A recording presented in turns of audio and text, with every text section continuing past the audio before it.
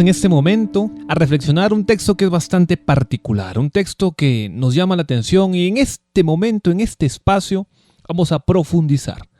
Un texto que en un tiempo de la iglesia como el que estamos pasando se presenta de manera particular y todos nos impresiona reconocer y escuchar qué aconteció en eso. El libro de los Hechos, el segundo tomo de la obra lucana, en el capítulo 2 nos habla del famoso Pentecostés, de este acontecimiento tan importante para nuestra iglesia. Pero ¿eso qué tiene que ver conmigo? ¿Eso cómo me va a ayudar a mí? Yo vivo en Pentecostés personal, yo voy a la fiesta de Pentecostés, yo asisto a una comunidad, yo recibí el Espíritu Santo en mi bautismo, yo lo confirmé en aquel momento de la confirmación. Pero ¿qué más puedo hacer con ese Espíritu Santo? Hechos capítulo 2. Si tú tienes tu Biblia en este momento, te invito a que busques y leas. Si no tienes tu Biblia, escucha la lectura. Búscala por internet. No sé. Lo que puedas hacer. Hechos capítulo 2. Versículos del 1 al 13. Versículo 2, versículos del 1 al 13. Dice, cuando llegó el día de Pentecostés, estaban todos unánimes juntos. Eso dice el versículo 1. Cuando llegó el día. Los discípulos, junto con los 12, porque no solo estaban los 12, déjame decirte, estaban 120, nos cuenta la tradición. No son los 12, estaban 120.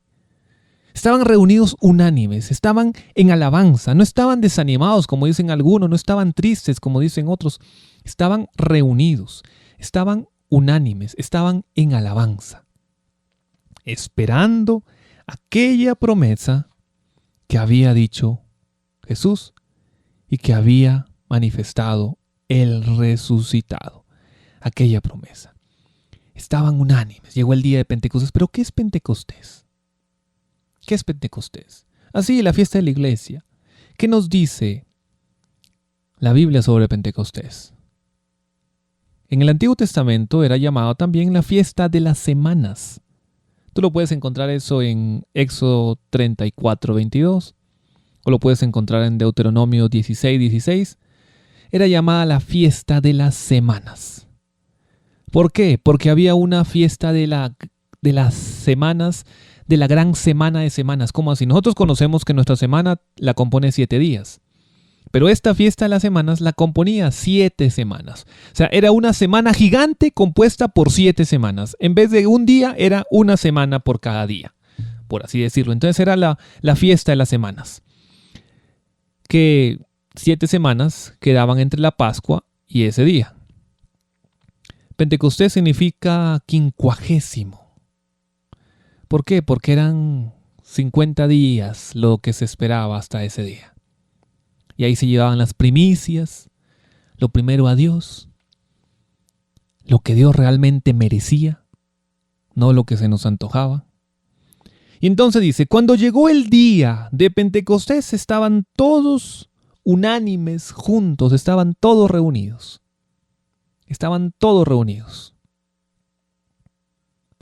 Mira, esta espera que tenían los discípulos, que tenían los 12, que tenían los 120 reunidos allí, esta espera de esa manifestación, de ese poder que realmente había anunciado y había prometido Jesús, estaba llegando a su fin. Esa espera llegaba a su fin en el día de Pentecostés. Todos estaban unánimes, no faltaba ninguno. Todos estaban en el mismo lugar y juntos. No se nos dice obviamente dónde se hallaba, pero generalmente se considera que era fuera del aposento alto, que era el lugar de reunión. O sea, no estaban en el aposento alto, era fuera. Hay quienes dicen que se encontraba en el templo. ¿Por qué? Porque hablan de la hora tercera del día, o sea, las 9 de la mañana. Y era una hora para estar en el templo orando. Era una hora común. Es como decir, estaban un domingo en un lugar reunidos y uno como católico los domingos va a la Eucaristía. Entonces la hora tercera a las 9 de la mañana, comúnmente los judíos estaban en el templo. Y ahí podemos explicar cómo podían estar 120. Ahí podemos explicar cómo podían haberse convertido 3,000, porque si estaban en el aposento alto, donde fue la última cena, ¿cómo podían 3,000 convertirse ahí? No entraban 3,000 personas. Tampoco podían haberlos escuchado porque se encontraban tras paredes. Pero si se encontraban en el templo, en uno de los patios, probablemente en el patio de las mujeres, estaban de fácil acceso para los demás. Perfecto. Entonces, era un lugar donde se reunían para orar. Esto nos va a explicar la multitud que se reunió después del derramamiento del Espíritu, todo ese momento. Entonces, el día de Pentecostés, primer punto, el día de Pentecostés es el día de entregar las primicias a Dios. ¿Qué es lo que debes entregar? ¿Qué es lo mejor que tienes para entregarle a Dios? ¿Cualquier cosa? ¿Qué es lo mejor que tienes para entregarle a Dios? ¿Cuál es tu primicia para Dios? Y no hablo de dinero. No hablo de la primera plata que te llegue al bolsillo. No hablo del primer billete que te llegue al bolsillo. ¿Cuál es la primicia para Dios? ¿Qué merece Dios? ¿Qué es lo primero? Obviamente lo primero es nuestra vida. Obviamente lo primero es nuestra vida. Lo primero que debemos entregar a Dios es nuestra vida. Antes de cualquier cosa. En el Antiguo Testamento se entregaban las primicias de las cosechas, de los sembríos. Pero tú lo primero que debes entregar a Dios es tu vida.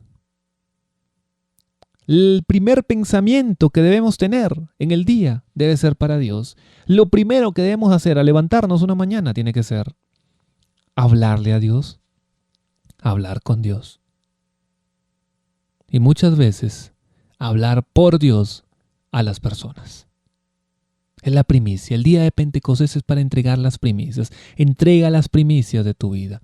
Entrega lo primero que tengas. Entrega lo que realmente es importante para ti. Porque de nada me sirve, o de nada te sirve, entregar aquel dinero que quizás no es tan importante porque te sobra. Que quizás no es tan valioso porque tienes mucho. O quizás esos 10 minutos no sirven para nada porque tienes de sobra. El día de Pentecostés se entregan las primicias. Y lo primero que debes entregar a las personas, lo primero que debes entregar a Dios, es tu vida. Por encima del dinero, por encima de las cosas. Y más aún cuando tú entregas dinero esperando que Dios te lo multiplique. ¿Qué chiste tiene? Así cualquiera da plata. Entregar a Dios esperando que Dios me multiplique el 100 por 1. No, el Pentecostés no es para eso. Las primicias no es para eso. No entrego lo primero a Dios para que Dios me dé más.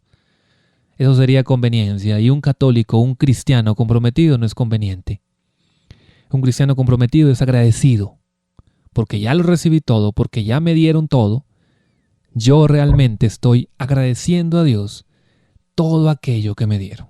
Entonces, versículo 1 dice, cuando llegó el día de Pentecostés, estaban todos unánimes y juntos. ¿Qué nos dice el versículo 2? Versículo 2 es bastante impresionante. Versículo 2 y 3 podríamos decir. Y de repente vino del cielo un estruendo como de un viento recio que soplaba, el cual llenó toda la casa donde estaban sentados. Se les aparecieron lenguas repartidas como de fuego, asentándose sobre cada uno de ellos. Del cielo un estruendo.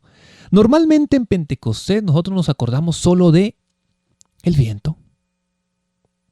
¿Sí? No, ¿cierto que no? Nos acordamos solo del fuego. Nos acordamos solo del fuego. Nos olvidamos del viento. Nos olvidamos de ese signo tan impresionante. En este punto, los signos impresionantes son viento y fuego. Viento y fuego. ¿Pero qué es eso?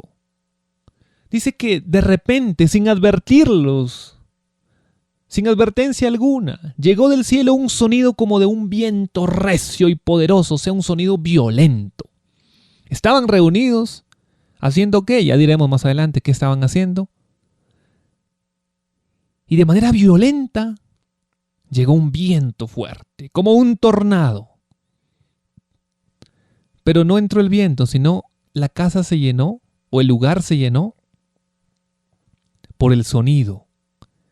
El lugar quedó lleno por el sonido. por el sonido, no por la sensación del viento, no sopló y se le levantó la túnica, se cayeron los sombreros, se cayeron los libros. No fue eso. Fue realmente el sonido el que estaba llenando la casa. Porque no es llenar la casa con algo que se siente, sino con el ruido. Eso nos recuerda de manera particular el Antiguo Testamento. Si tú revisas en el Antiguo Testamento, vas a encontrar cómo Dios manifiesta su espíritu por medio del viento. Por medio del viento. Tiene mucho que ver que el viento fuerte, que el viento recio haya llenado la casa. Y más que el viento como acción, el sonido de aquel viento. El sonido de aquel viento llena la casa. El viento o el sonido les va a recordar esas manifestaciones de Dios grandes que uno encuentra en el Antiguo Testamento. Esas grandes manifestaciones que uno va a encontrar en el Antiguo Testamento. Por si no has leído la Biblia, o por si no conoces más allá de los evangelios la Biblia, vas a ver esas manifestaciones divinas del Antiguo Testamento. Dios le habló a Job, si tú no recuerdas, desde un torbellino. Dios le habló a Job desde un torbellino. Si tú también recuerdas, gracias a las películas, un poderoso viento también dice que fue el que secó el mar Rojo, a través del cual pasaron el pueblo de Dios. O separó las aguas, o las secó del Mar Rojo. Imagínate, eso pasó. También el viento ha sido un símbolo frecuente en el Antiguo Testamento. También ha sido un símbolo frecuente en el Antiguo Testamento. También Jesús mismo habló del viento para hablar del Espíritu Santo. O sea, esto que pone este autor en los Hechos de los Apóstoles quiere decir, recuerden que Dios se va a manifestar, y como es un viento fuerte, un viento recio, algo violento, es como un anticipo. Dios se va a manifestar con poder en esta ocasión, en esta fiesta de Pentecostés, de manera particular hoy a los 12, junto con los 120 que estaban allí. Es una preparación, el viento. No hemos hablado aún del fuego, aún estamos hablando del viento. Y también va a manifestar su espíritu. También va a manifestar su espíritu. Y ese viento que decimos que es un viento poderoso, también va a recordar ese poder prometido por Jesús. Si usted revisa Hechos capítulo 1, versículo 8, dice, y el poder de lo alto vendrá. Como es un viento, no un susurro, no una suave brisa como en algún momento, sino es un viento con poder. Va a recordar a los allí presentes, a los que estaban en ese momento sentados o de pie, no sé. Les va a recordar, Jesús les prometió un poder especial. Y es por eso que este viento, este sonido de viento es como un tornado, el sonido, no la acción física, sino el sonido como de un tornado, porque el sonido es el que va a apoderar realmente ese lugar. Recuerden que Dios les está diciendo que va a venir un poder supremo, un poder. Y ese poder va a estar destinado a servir, a servir. Mire Señor, mire señora, usted que me escucha, joven, quien sea que me escucha. Este poder que Dios te da no es para ninguna otra cosa, sino para servir. ¿Y para servir a quién? A los demás. A los demás. Dios está recordando en este versículo de Hechos 2 que Él se va a manifestar con poder, porque aparecen signos en tu vida, con poder. Se va a manifestar de manera especial en este momento, en este acontecimiento, de manera especial en tu vida, en esa Eucaristía, en ese lugar de oración, en tu comunidad, en tu vida, en tu casa, allí a solas con Jesús, allí en tu habitación, en tu aposento, qué sé yo. Se va a manifestar con poder, pero recuerda que ese poder no es para que lo malgastes. Ese poder no es para que hagas cualquier cosa. Ese poder, querido amigo, querida amiga, ese poder es para servir. Servir a los demás, no para servirme de Dios. es para servir a los demás, para servir a la gente que está conmigo, a la gente que me quiere y la gente que no me quiere quizás. Es para eso. Si tú no descubres el verdadero sentido del servicio, de nada va a servir que el poder de Dios venga a tu vida. Lo vas a malgastar, lo vas a malinterpretar, lo vas a usar de cualquier manera, menos de la manera de Dios. Entonces, ya dijimos, Pentecostés es una fiesta, la semana de semanas, donde se entregaban las primicias. También, ¿qué dijimos? Aparece un ruido como de viento. El viento no es el que llena el lugar. Lo que llena es el ruido del viento, y un viento violento, fuerte, poderoso, que recuerda cómo Dios se ha manifestado en el Antiguo Testamento. Y Dios también te quiere recordar cómo Él se ha manifestado en tu vida durante todos estos años, desde el momento de nacer, o quizá desde el momento que tienes conciencia de la existencia de Dios, aunque nunca lo hayas aceptado.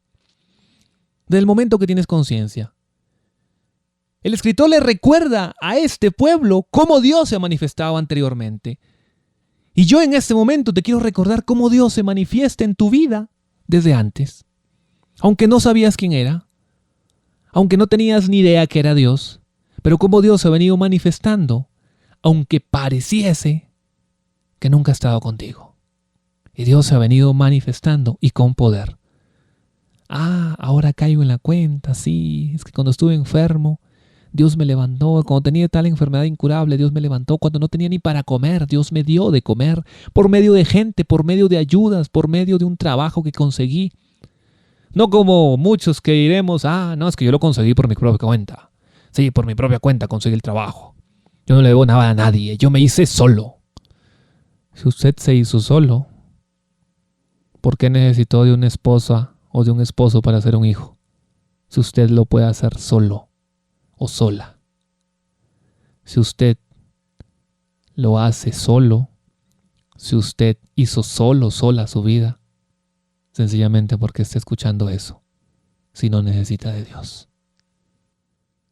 Le recordaba al pueblo lo que Dios había hecho y cómo se había manifestado con poder. Ahora se iba a manifestar una vez más con poder. Una vez más con poder. Que también aparece. Igualmente, súbitamente, digámoslo así, aparecen unas lenguas repartidas como lenguas de fuego o de llamas. ¿Cierto? Que aparecieron, nos dice la Biblia. Que aparecieron. Más parecía una masa de llamas que apareció sobre todo el grupo de personas y después se repartió. Una masa de llamas, como una bola, haga de cuenta, una bola de plastilina, pero de llamas, y después se fueron repartiendo. Así fue como sucedió. Y después se fueron repartiendo. ¿Sobre quién? Sobre todo el grupo, sobre los 120 que estaban ahí. Se dispersaron las llamas, cada una de ellas, y parecían como lenguas de fuego. Y se colocaron sobre la cabeza de cada uno de ellos, tanto hombres como mujeres, sobre la cabeza de cada uno de ellos. Tanto hombres como mujeres, no solo hombres, no solo mujeres. Obviamente tenemos que saber que ese no fue un fuego real. Nadie se quemó, nadie sentía calor. No era un fuego real. Por eso dice, eran lenguas como de fuego. En traducción más común, unas lenguas como si fueran de fuego, que parecían de fuego, pero no eran de fuego. Por eso, un ruido como de un viento, pero no era un viento porque nunca hubo ningún viento, solo el ruido como de un viento. Entonces, lenguas como de fuego, como de fuego.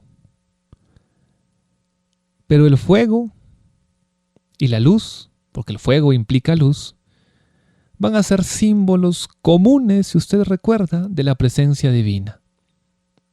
¿Recuerda el caso de la zarza ardiente? Cuando tenga tiempo, lea Éxodo capítulo 3, versículo 2. La zarza ardiente. Fuego. ¿Qué pasa con esa zarza que está con fuego y no se consume? Porque tampoco era fuego. Por eso no se consumía la zarza. Por eso no se quemaba la zarza. Era una manifestación divina. Hay cosas que no vamos a poder comprender. que parecen, como alguien me diría, parece que me ayudaron, pero no. O sea, no es una coincidencia, no parece coincidencia, es Dios. Parece fuego, pero no es fuego, es una manifestación divina. Parece coincidencia, pero no es coincidencia, es una manifestación de Dios. Si tú te has encontrado con esta reflexión en este momento, no es coincidencia, es una manifestación de Dios, que Dios te quiere decir, recuerda lo que hice por ti y que voy a hacer algo poderoso en tu vida. Y que voy a hacer algo poderoso en tu vida.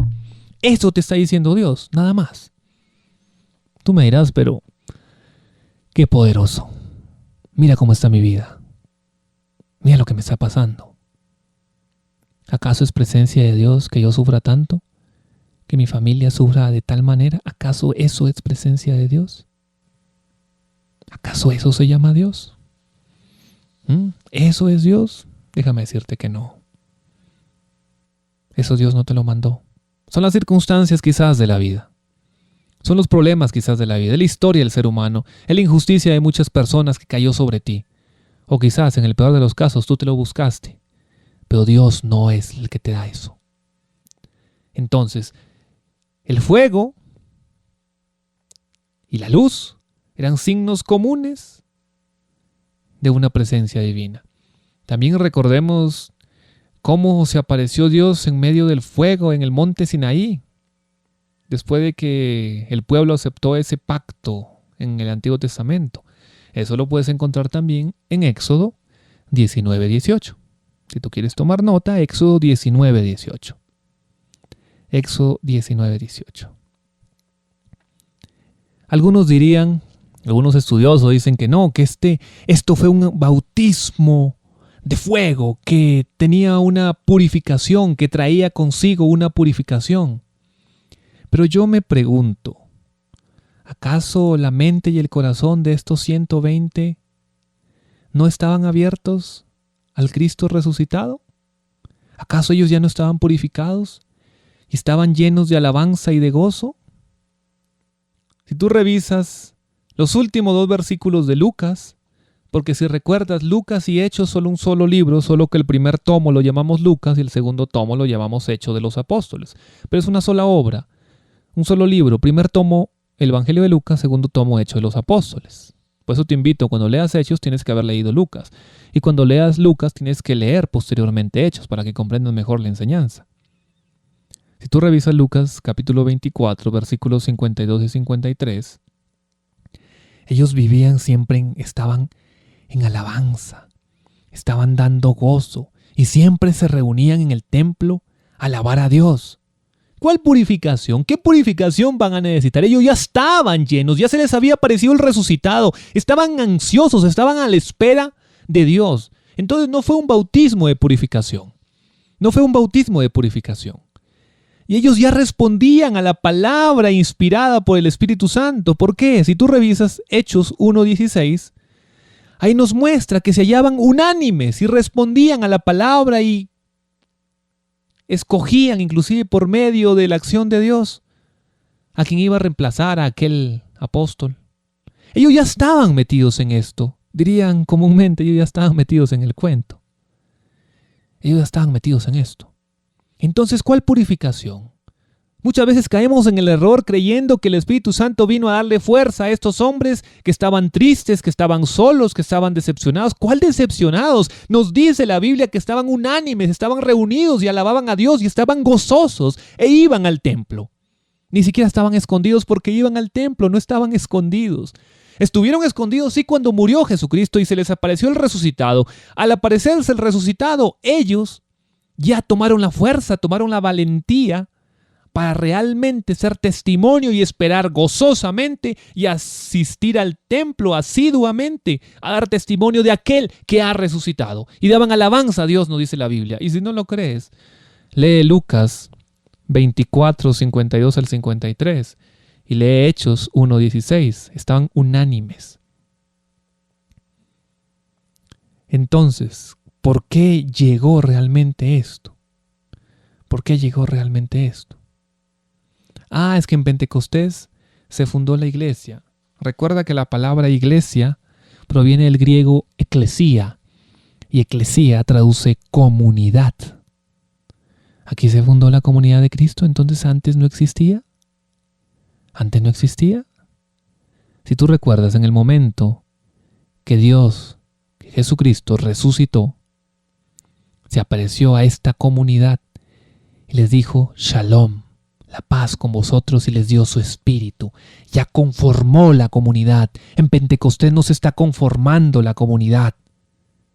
Más que conformar la comunidad, significaba que Dios aceptaba ese cuerpo de la comunidad o de la iglesia como un templo del Espíritu Santo.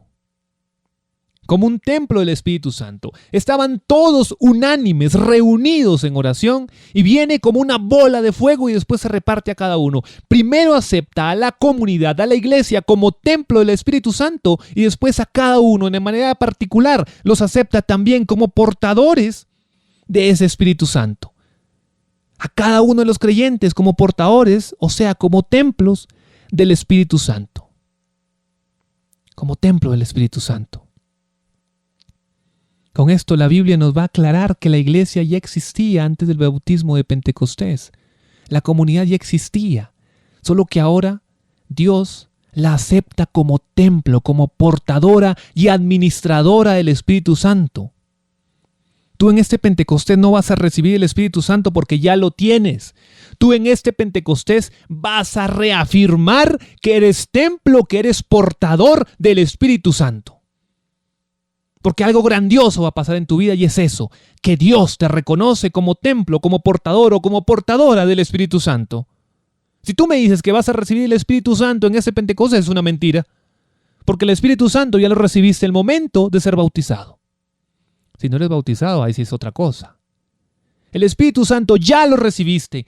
Lo que vas a hacer en este Pentecostés es confirmar que tú eres templo, tú eres portador, portadora del Espíritu Santo y por consiguiente, eres administrador de ese Espíritu Santo y tú verás cómo lo haces y tú verás cómo lo utilizas.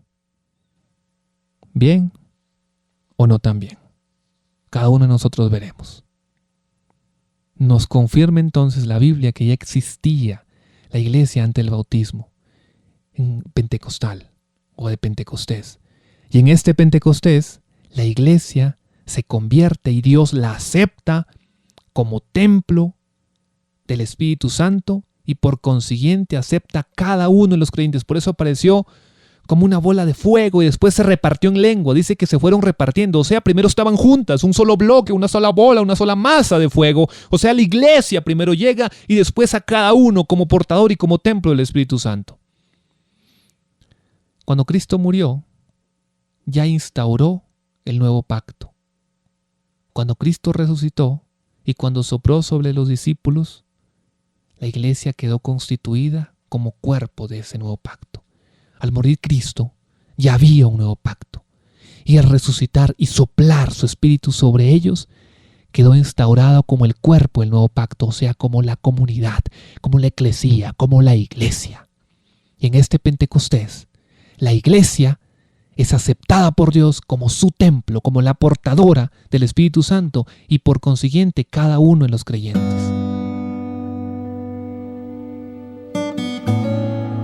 Estás escuchando la palabra en RCC Radio. Hay que notar siempre, hay que notar mucho que estos signos, tanto el ruido como de viento como las lenguas, fueron signos que presiden a ese bautismo pentecostal. Pero no fueron parte del bautismo. Ojo, el bautismo pentecostal no es el fuego. Son los signos que lo presiden. Son los signos que lo presiden, pero no es el bautismo. Hay que hacer una aclaración. Son los signos. El ruido como de viento, las lenguas como de fuego, son los signos que van a precedir a ese bautismo pentecostal. No fueron parte de él, no fueron parte del bautismo. Tampoco se van a repetir en otras ocasiones en que el Espíritu se va a derramar. No se reparten. Recordemos que Pedro habló de ese derramamiento sobre los creyentes en la casa de Cornelio y que serían bautizados diciéndoles que era el mismo don que ellos habían recibido. Tú lo puedes encontrar en Hechos 10, 44 al 47. Pero El viento y el fuego no estuvieron presentes en ese bautismo en la casa de Cornelio. Parece que fueron necesarios solo en una ocasión. ¿En cuál ocasión? Pues en esta, la de Pentecostés, la de Hechos 2. Porque querían recordar con ese ruido como de viento que Dios se iba a manifestar y de una manera poderosa. Y querían recordar con esas llamas como de fuego que era una manifestación divina, que Dios una vez más iba a manifestarse. Y después ya viene el derramamiento del Espíritu, cuando empiezan a hablar todos, ¿cierto? Quedaron llenos del Espíritu Santo, nos va a decir el versículo 4. Entonces, versículo 1, 2 y 3, están los signos de Pentecostés, los que presiden al derramamiento del Espíritu. El Pentecostés, las primicias, el ruido como de viento, que es una manifestación poderosa de Dios, y las lenguas como de fuego, que es la manifestación divina de Dios. Viene el versículo 4. Ahora sí ya viene el derramamiento del Espíritu. Porque a veces confundimos, creemos que el fuego es el bautismo. No, señor, no, señora. El fuego no es el bautismo. Son los signos que le presiden al bautismo. Es la antesala, por así decirlo, de manera poco convencional. Los teloneros del bautismo en el Espíritu son el ruido como de viento y las lenguas como de fuego. Versículo 4, ¿qué dice? Y fueron todos llenos del Espíritu Santo y comenzaron a hablar en otras lenguas según el Espíritu les daba que hablasen. Y fueron todos llenos del Espíritu Santo y comenzaron a hablar en otras lenguas según el Espíritu les daba que hablasen.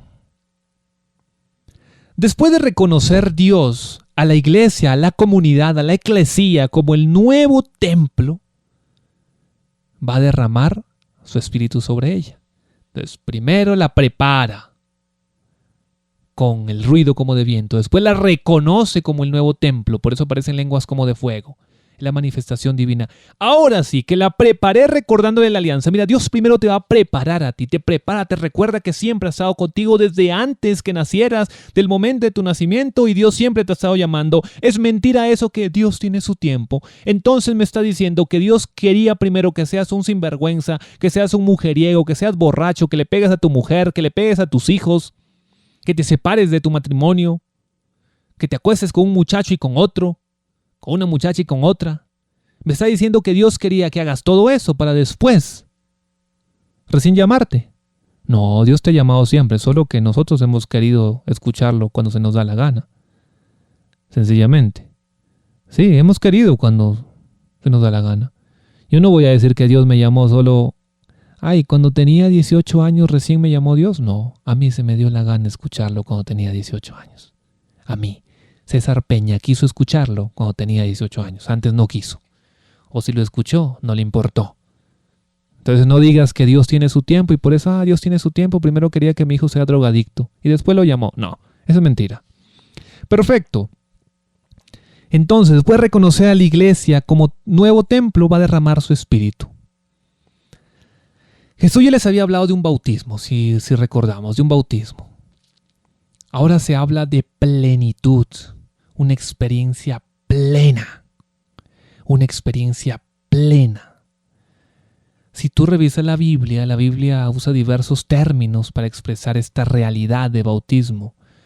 El derramamiento del Espíritu, como lo va a profetizar Joel. La recepción activa de un don. El descendimiento del Espíritu.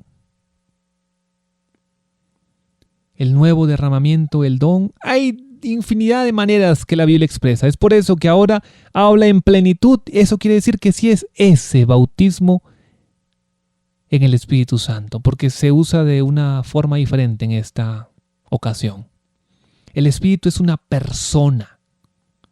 Por lo tanto, esto se trata de una experiencia que va a crear una relación con esta persona. Y cada uno de esos términos que uno encuentra, que derramamiento, que desciende el don, que descendimiento del Espíritu, que la recepción activa de un don, cada uno de esos términos que uno encuentra en la Biblia lo que hace es revelar alguno de los aspectos de este Espíritu Santo.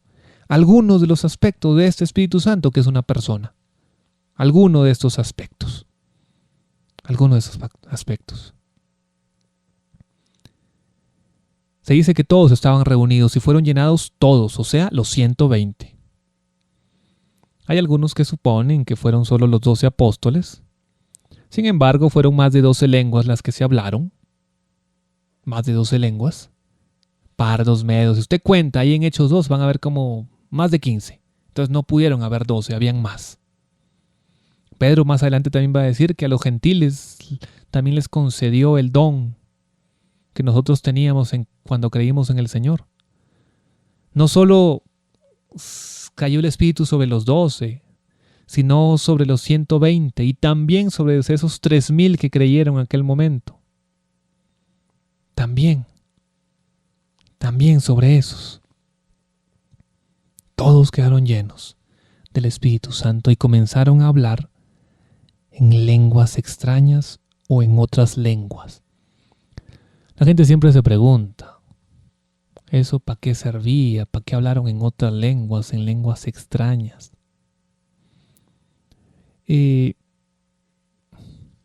Dice que comenzaron a hablar en otras lenguas y dice comenzaron. Eso nos muestra que después lo siguieron haciendo, ¿cierto? ¿Qué quiere decir? Que esas lenguas eran como un acompañamiento normal del bautismo en el Espíritu Santo. Eran un signo del bautismo en el Espíritu Santo, esas lenguas. El Espíritu era el que le decía cómo hablasen. El Espíritu les daba y ellos solo decían valientemente y en voz alta. ¿Pero qué decían? Ya lo vamos a decir más tarde, dentro de un ratico. Entonces la señal del bautismo en el Espíritu Santo es hablar en lenguas, en otras lenguas. ¿Pero qué lenguas? Las que pasan en mi comunidad. Hoy te lo explicamos. La señal del bautismo en el Espíritu es hablar en otras lenguas. Los signos que le precedían, el ruido como de viento y las lenguas como de fuego. Pero la señal es hablar en otras lenguas. Ahora sí avanzamos más del versículo 5 hasta el 13. ¿Qué dice? Moraban entonces en Jerusalén judíos varones piadosos de todas las naciones bajo el cielo. Y hecho este estruendo, se juntó la multitud y estaban confusos porque cada uno les oía hablar en su propia lengua y estaban atónitos y maravillados, diciendo, mirad, ¿no son galileos todos estos que hablan? ¿Cómo pues les oímos nosotros hablar cada uno en nuestra lengua? ¿En esa lengua en la que hemos nacido? Partos, medos, elamitas y los que habitamos en Mesopotamia, en Judea, en Capadocia, en el Ponto y en Asia, en Frigia y Panfilia, en Egipto y en las regiones de África más allá de Cirene, y romanos aquí residentes, tanto judíos como prosélitos, cretenses y árabes, les oímos hablar en nuestras propias lenguas las maravillas de Dios. Y estaban todos atónitos y perplejos, diciéndose unos a otros, ¿qué quiere decir esto? Mas otros burlándose decían, están llenos de mosto o están borrachos. Están borrachos. Este don de lenguas nunca más se volvió a manifestar en la historia de la humanidad hasta el día de hoy. ¿Cómo así? Pero si en mi comunidad hablan en lenguas. Este don de lenguas quiere decir que cada una de las personas empezó a hablar en una lengua que no era de ellos. ¿Cómo explico en la actualidad? Haga de cuenta que se reunieron 120 personas y alrededor habían gente que hablaba portugués, italiano, mandarín, francés, búlgaro, alemán, quechua, no sé, el portugués de Brasil también, inglés, japonés, tailandés, francés, y cada uno de los que están reunidos empiezan a hablar sin saberlo, porque ahí está el milagro, ahí está la manifestación extraordinaria, sin saberlo empiezan a hablar en cada una de esas lenguas. Empieza a hablar uno en francés, otro empieza a hablar en italiano, otro empieza a hablar en portugués, otro empieza a hablar en alemán, Y todos alrededor sorprendidos, ¿cómo así? Y lo hablan perfecto, nuestra lengua materna, sin acento galileo. Lo hablan perfecto. Eso fue lo que pasó. Por eso yo digo, y la iglesia nos dice que ese don no volvió a aparecer en la historia. ¿O usted ha visto gente, mientras ora, que empieza y cambia de idioma, sin saber inglés, empiezan a hablar en inglés? Y después el otro habla en portugués, el otro en alemán. Un montón. Todos. Cada uno empezó a hablar en una lengua distinta de los que estaban allá afuera, nos dice Pentecostés. Cada uno. No comprendí esta multitud aquellos lenguajes quizás.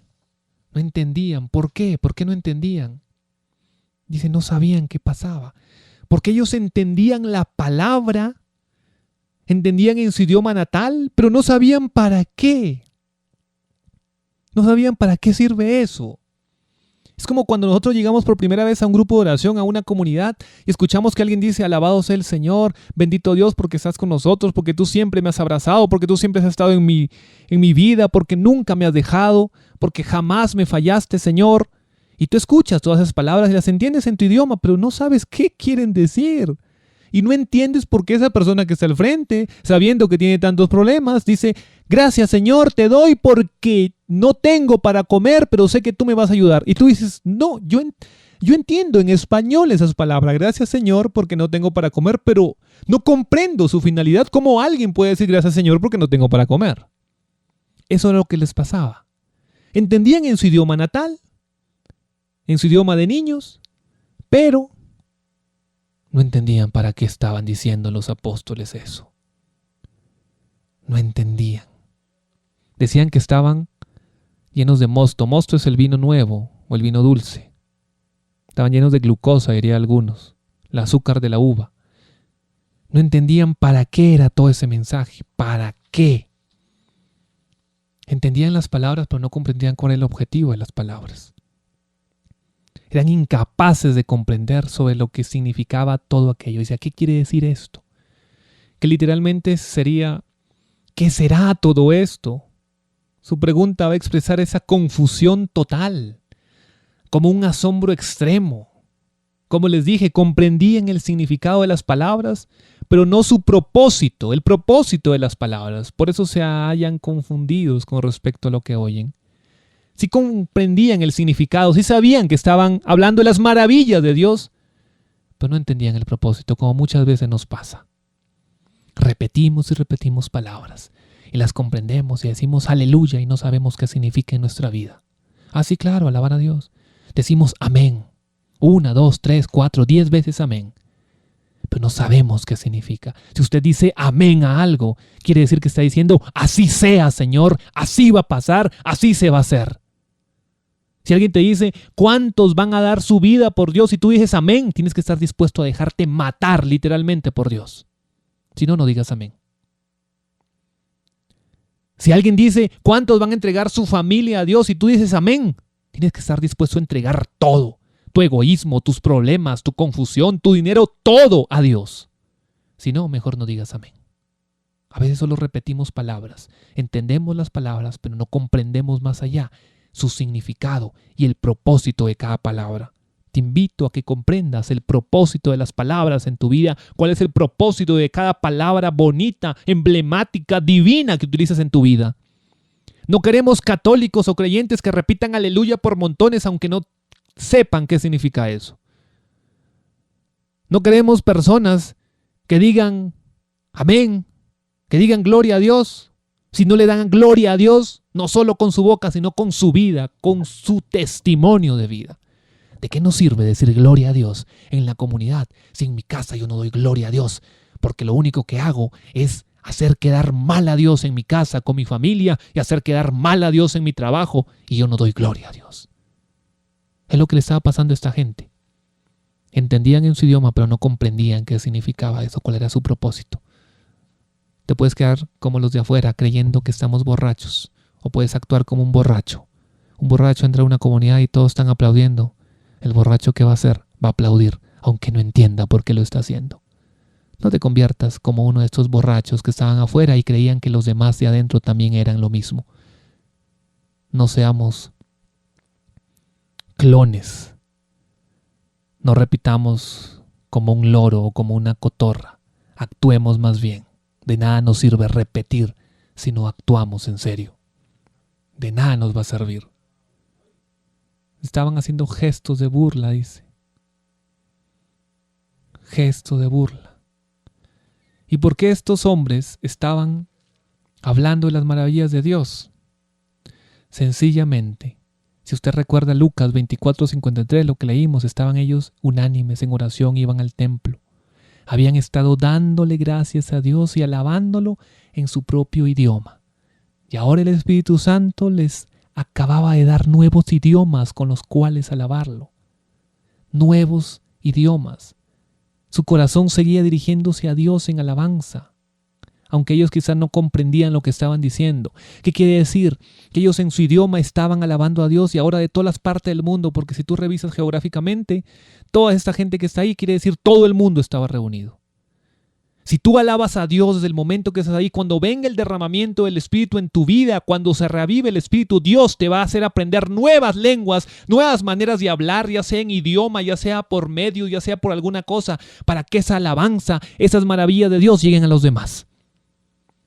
¿Para qué pides un derramamiento de Espíritu si es para tenerlo a ti? Es para tenerlo enclaustrado, si es para tenerlo escondido.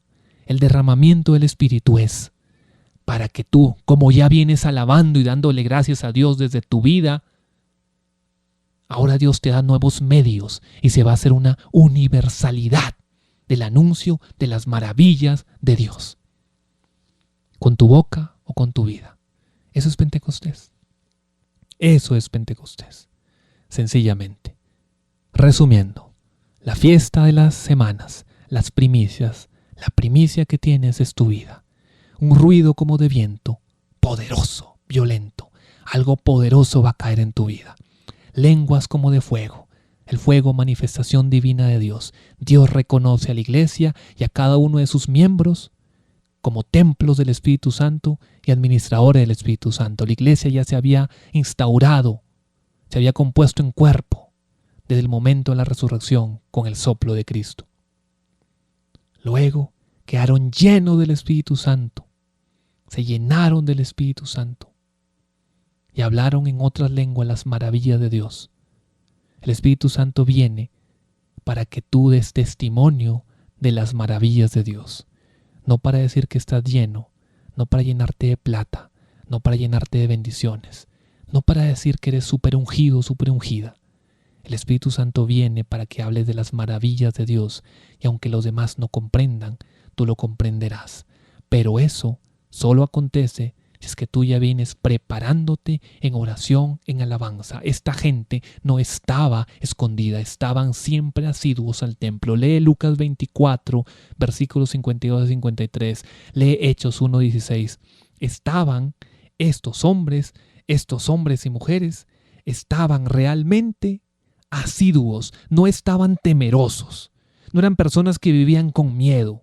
El miedo ya había pasado cuando se les presentó el resucitado. Eran personas que realmente estaban ansiosos por esa manifestación divina y el viento les vuelve a recordar, se va a manifestar ese poder que Jesús dijo en Lucas por medio de Hechos, capítulo 1, versículo 8, ese poder de lo alto que va a venir y los va a acompañar. Y si usted revisa todo el libro de Hechos, todo lo que está pasando, todo lo que acontece es consecuencia del bautismo en el Espíritu. Todo el poder, todas las maravillas que ven y la comunidad como vive unánime es porque el Espíritu Santo se ha derramado. Que el Espíritu Santo no venga a tu vida solo para hacerte creer que eres espiritual, sino para que las maravillas de Dios lleguen no solo a los de tu casa, sino a aquellas personas que no conocen y aquellas personas que conoces y que quizás te tratan hasta mal, se burlan y crees que eres un loco y creen que eres un borracho, una loca por perder el tiempo escuchando esto, por regalar una hora de tu tiempo a reflexionar sobre eso. Te invito entonces que en ese Pentecostés y todos los días de tu vida recuerdes primero que Dios se manifiesta, recuerdes que tú eres templo del Espíritu Santo y administrador o administradora de Él, y que el Espíritu Santo se derrama para que anuncie las maravillas, no para que sea solo una persona hinchada con el Espíritu Santo, sino realmente una persona contagiante del Espíritu Santo a cada uno y a cada una de las personas con las que te cruzas en tu vida. Dios te bendiga.